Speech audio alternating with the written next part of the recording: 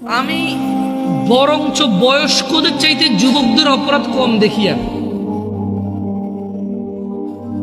আমি পার্সোনালি বয়স্কদের চাইতে যুবকদের অপরাধ কম দেখি,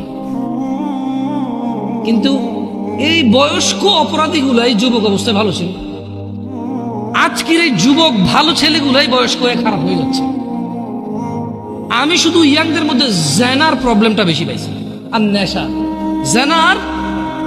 কিন্তু যারা মিডল এজ তারা ঘুষ খায়, জাগা জমি নিয়ে মিশা কথা কয়, কাজকর্মে ফাঁকি দেয়, মা বাপের সাথে প্রচুর অবহেলা এবং প্রচুর ইগনোর করে বাবা মাকে। নিজের উপার্জনটা শুধু নিজের মনে করে, বউ আর বাচ্চার মনে করে, বাপ মায়ের মনে করে না। বাপ মাকে ভাগ করে দেয় যে 4 ভাই আছি, আমি কেন একা করব?